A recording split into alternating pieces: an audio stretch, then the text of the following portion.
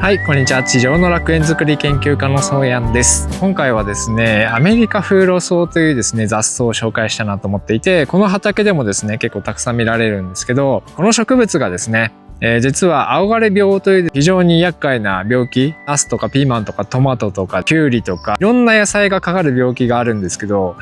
これにね効くという話があります。これ実際にですね研究されているところがあって、その効果もね証明されている話なので、それについてですねちょっと今日は詳しく紹介したいなと思います。はい、まずねアメリカフウロソウという植物がですねどんな形なのかと言いますと、ここら辺に生えてるかな。はい、今ねこの花が咲いてる、この薄ピンク色の花が咲いてるこの植物ですね。葉っぱがですね、ちょっと特徴的な形をしてまして、ハーブのゼラニウムとかにちょっと近いような形ですね。で、日本のね、在来の植物で、ゲンノショウコっていう薬草的な感じで有名な植物があってですね、それに近い植物なんですけど、このフウロソウ自体はですね、アメリカフウロっていうね、名前がついている通り、もともとは戦後にね、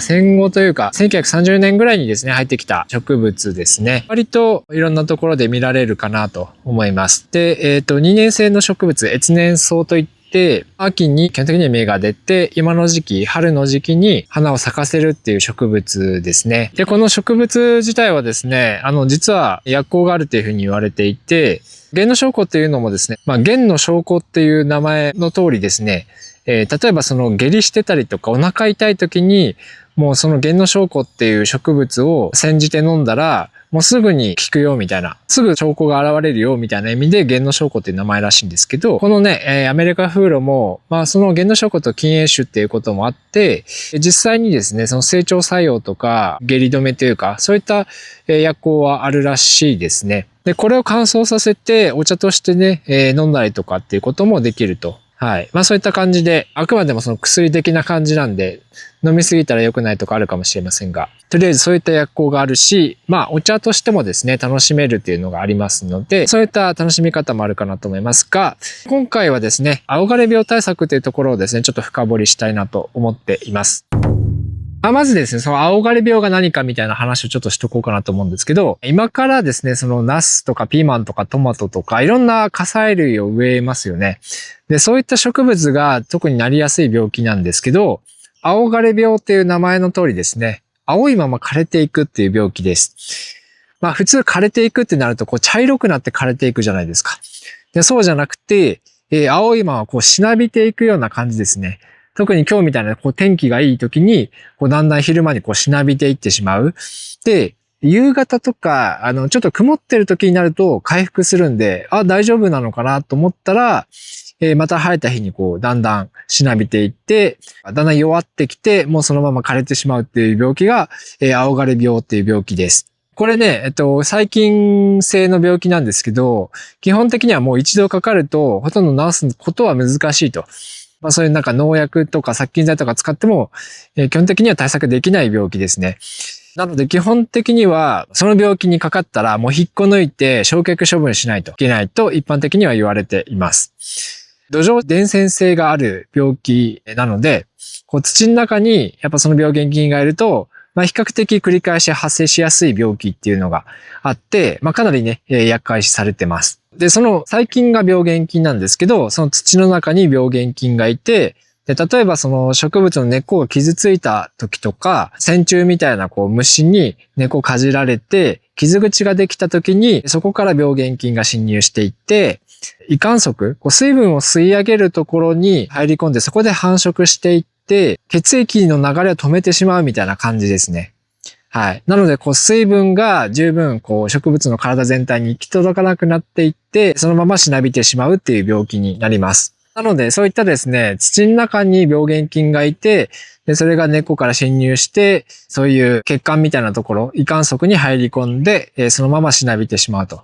なので、基本的に青枯れ病に感染した植物をポキって折ってあげて、で、その汁、粘付きが出るんですよね。青枯れ病が、感染してると。なのでそういうふうにこう血液循環がうまくいかなくなってだんだんこうしなびてしまうみたいな、そういった病気なんですね。で、これに対してこのアメリカフウロソウがどういうふうに作用するのかっていうことなんですけど、アメリカフウロソウが持ってる成分が青枯れ病の菌に対して殺菌作用を持つということらしいです。っていうのを聞くと、なんかコンパニオンプランツ的に、例えばそのジャガイモとかの近くにこのアメリカフールを植えてたらいいのかなっていうふうに思うんですけど、なんか実はそういう使い方ではなく、基本的にはアメリカフールを買って、で、それを敷いておいたりとか、すき込んだりっていう手法がいいらしいです。っていうのも、このアメリカフーロソウ自体も実は青枯れ病に感染することがあるんですって。なので自分自身自体がもう完全に青枯れ病を防げるわけではなく、あくまでもそういう成分を持ってるっていうことなので、それをより有効的に使うためには、一回それを刈り取って青枯れ病の発生するであろう場所だったりとか、発生してほしくない場所に敷いておいたりとか、すき込むっていうのがいいらしいですね。で、この殺菌成分自体は、熱にすごく強いらしいんですよ。だから、敷いてかなり熱にさらされても失活しないというか、成分がなんか90度ぐらいまで耐えられるらしくて、だからそういうふうに基本的にはもう枯らしてしまったりとか、干したりとかしても、成分がなくならないんで、それで敷くとか、すき込むのがいいらしいですね。で、一応、沖縄だったかな、そのアメリカフーロソウを実際に畑にすき込んで、特にジャガイモを植えてる圃場らしいんですけど、その青枯れ病が発生しやすい圃場で対策するために使われた手法が、このアメリカフーロソウを乾燥させてすき込んでいく。その時は一旦あたり1トンのものすごい量ですけど、1トンのアメリカフーロソウを、すき込んだらしいんですね。で、その後に太陽熱消毒ですね。太陽熱消毒っていうのが、特に夏場のすごく暑い時期とかに、透明のビニールシートを土の上に被せるんですよ。土が耕された状態ですね。耕されて、平坦になった状態のところに、そういう透明のビニールシートを敷いていって、で、その太陽の熱によって、殺菌していくっていうやり方があるんですけど、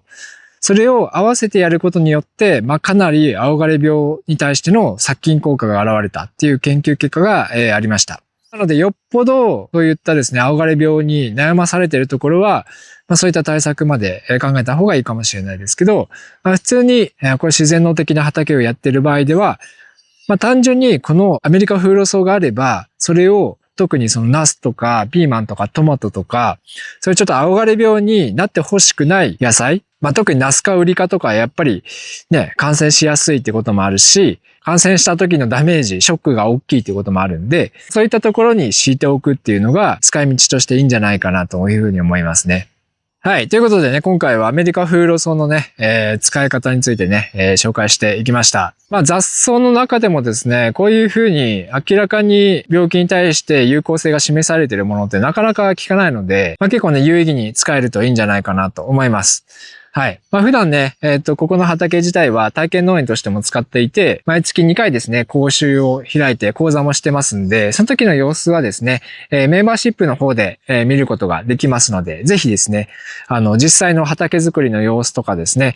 どういうふうに管理しているかとかね、知りたい方はぜひそちらを見ていただけると嬉しいです。はい。で、オンライン講座の方ですね、今はちょっと休止中にしてまして、ちょっとお休みをね、しています。また、ブラッシュアップしてですね、夏頃かな。はい。またちょっと形を変えてですね、再開したいなというふうに思ってますので、もうしばらくお待ちいただけると嬉しいです。